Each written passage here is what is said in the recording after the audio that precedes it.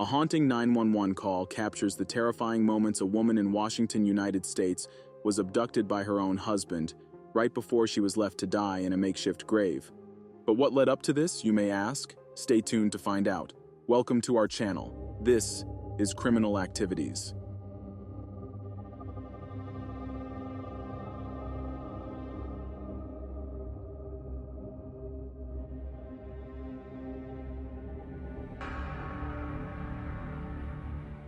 Young Sook An, 42 years old at the time, was living in Lacey, Washington, with her husband, 53-year-old Chae Kyong, a former armed forces veteran.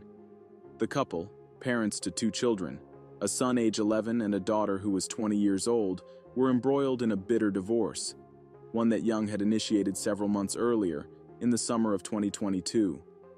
In a desperate bid for safety, she had filed for a domestic violence protective order against her husband. But as tensions reached a boiling point, their fractured relationship would take an even darker and more violent turn, leading to an unimaginable act of betrayal. Little did she know that she would soon be thrust into a life-or-death altercation with her abusive husband. In August 2021, a year prior to the incident, police were called to the An residence following a marital dispute. Official documents stated that Young was extremely hysterical and crying, and said that her husband hit her and that he hid her cell phone. The divorce papers were filed shortly afterward, and Chae moved out of the family home. Initially, a no-contact order was placed against Chae, but it had since been lifted by the courts. Young's nightmare began at 1 p.m. on October 16, 2022, when police responded to a chilling unknown trouble call at her home on an Apple smartwatch. The 911 dispatcher repeatedly asked Young if she was having a medical emergency or was in any danger, but the only response was her muffled screams. 911, what are you reporting?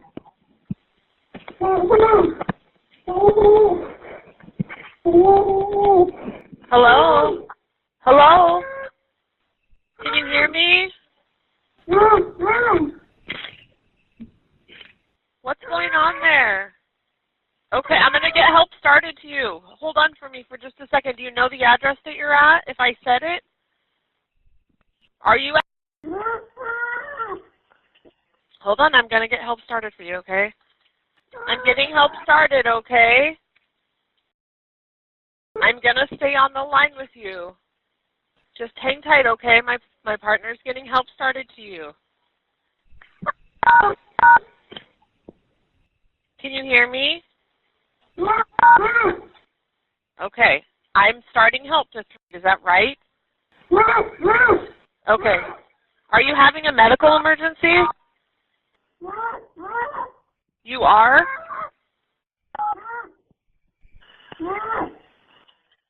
I'm still here, okay? I'm not going to hang up until help is with you, okay? I'm getting help started for you, okay? I'm still here. If you can hear me, I'm still here.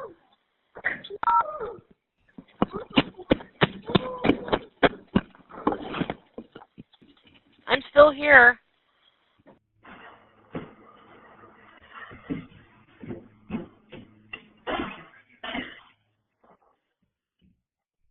Are you still there? My partner's starting help to you, okay? Hang tight. Are you hurt?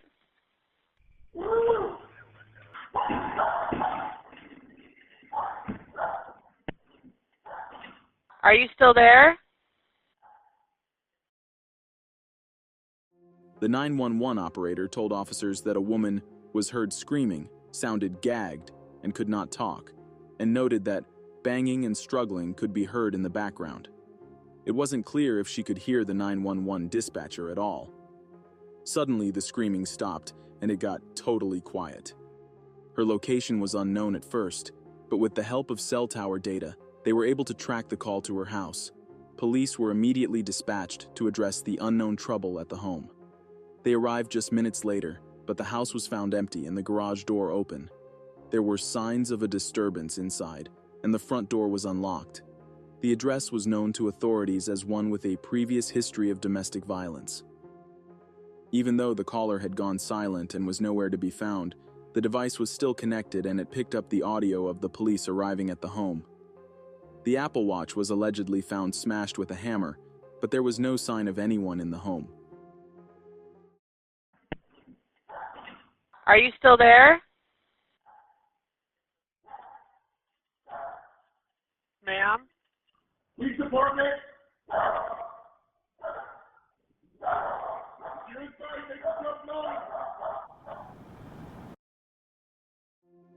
Shortly after police made it to the scene, the children arrived at the home. According to the daughter, she, her mother, and her brother had been to church that morning as they usually did on a Sunday.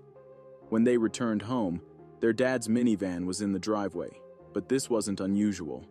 Although they were going through a divorce, their dad would drop by the house every week to do his laundry. However, they didn't see Chae in the house. But Young told their daughter that she wanted to discuss divorce matters with their father, so the kids left to go to Goodwill and Baskin-Robbins. A few minutes after the kids departed, the daughter got an automatic message from Young's phone which stated that there was an emergency and gave a map to their home, so they hurried back. Young's daughter gave permission for the officers to look around the home. There was no sign of anyone. It looked like the place had been ransacked. Various items had been smashed, which allegedly included Young's cell phone, but the most worrisome thing that was found was duct tape which had hair attached. Although Chae's minivan was gone, it is alleged that so was Young's vehicle as well. It was later located a few miles from the house. Soon after Young's daughter and son arrived at the scene, so did Young's close friend. It turns out she also got the emergency notification about Young, and she was concerned. She knew about Young and Chae's divorce and the current as well as previous domestic issues. Young allegedly had confided in her that Chae said, "I'm not going down alone." It would later be determined that Young had used her Apple Watch to dial 911 and send notifications to her emergency contacts when Chae briefly stepped out of the room after tying her up. But Chae then allegedly smashed the device with a hammer and dragged her out of the house when he returned. The police responded promptly, gathering all available evidence, including footage from a doorbell camera. The video captured a man wearing a white t-shirt and dark shorts opening the garage door, driving a minivan into the garage, and then closing the door behind him. Shortly after, the minivan was seen speeding away from the residence. The vehicle passed a police officer while law enforcement arrived to investigate the disturbance. Additional camera footage confirmed that the vehicle was headed south, leaving the town of Lacey. The daughter identified the man in the video as her father, Chae. At this point, all evidence pointed to Young having been kidnapped by Chae. An endangered missing persons alert was issued, disseminated through Washington state patrols, social media, and text message notifications to phones in the surrounding counties, urging the public to be on the lookout for Young, Chae, or the light blue minivan. As minutes turned into hours, and she was still not found through the night, Young's family feared the worst. The hunt was on to find Chae, but police had nothing as far as leads until almost 1 a.m. the following morning of October 17, 2022. Police received a phone call from a residence 6.5 miles away. Somebody was on their property. A police deputy arrived soon after, and the police headlights illuminated what looked like a shadowy figure hiding behind a shed in the front yard. The deputy shined the flashlight on the figure and immediately recognized it to be Young, severely distressed and covered in dirt. When she noticed it was the police, she sprinted towards them, screaming and crying hysterically. She grabbed the cop's arm and shouted, "My husband is trying to kill me! Help me!" She was in bad shape. She had duct tape wrapped around her neck, chin, and ankles, and extensive bruising was visible all over her arms, legs, and head. Her hair and clothing were covered in dirt. She was given some water and helped into the back of the police car, where she identified herself and let the deputy know that her husband was still out there in the woods nearby. Young appeared to be in extreme distress and a state of trauma at the time the deputy spoke with her. Young was taken to a nearby hospital for treatment and then provided her account of the events of that day. Young soon revealed that while discussing their divorce and money at her home the day before, Chae had become angry, and Young asked him to leave. Young said Chae told her he would rather kill her than give her his retirement money. Young said she went into her bedroom to change, and while she was in the upstairs master bedroom, Chae attacked her, punched her in the head multiple times, and threw her to the ground, the affidavit says. Young said Chae then tied her hands behind her back with duct tape and taped her mouth and eyes, thighs, and ankles. That's when Chae left the room and Young used her Apple Watch to call 911. She said she could hear the dispatcher talking and was trying to communicate, but her mouth was covered, so all she could do was yell. Young said then Chae returned and drug her body down the hallway and down the stairs to the floor in front of the garage door. Young said Chae realized she had her Apple Watch on, so he struck it with a hammer and then struck her wrists. But the watch survived the hammer and remained on call on the floor until police arrived. Chae then forced Young into his van and drove her to a secluded area in the woods blindfolded, bound and in the trunk of his minivan. During the journey, she tried opening the latch of the trunk door with her toes, but she had no luck. Still unable to see, she was taken out of the van and thrown onto the ground, dragged deep into the forest to a clearing. Chae started digging a hole. Young heard the shovel breaking the dirt while Chae dug her grave. After she could hear Chae digging in the dirt, he then stabbed her breasts with a sharp object numerous times before throwing her in the hole and placing a large, heavy log on top of her. Young could manage to see that it was daylight, and after being put in the ground, she could hear her estranged husband walking around the hole he had placed her in, and she felt dirt being put on top of her. Young said she would wiggle around to prevent the dirt from being on her face. She already had a hard enough time breathing with the tape around her mouth. And throughout the entire ordeal, Chae told her repeatedly that she was going to die. Once she was buried, Chae simply left Young there to die. She was having a hard time breathing and was injured pretty bad. Thankfully, the hole wasn't quite deep enough to suffocate her completely, but she couldn't move under the weight of the log and all the soil. She didn't know exactly how long she was there, but told investigators she thought she was in the ground for more than 3 hours. She kept thinking of her children as motivation to survive. After dark, Young was able to wriggle out of her restraints and crawl out of the hole. It was then she realized Chae was still there. He was inside the minivan parked close to the hole with the light on inside, but the windows were fogged up. Young wasn't free yet, due to the heavy log still being on top of her, but she managed to gain enough strength to push it off before she stood up and ran. She ran for miles before coming up on a house on Stedman Road where she frantically knocked at the door. She was kidnapped at 1 p.m. and was found at 1 a.m., so this entire ordeal lasted a horrifying 12 hours.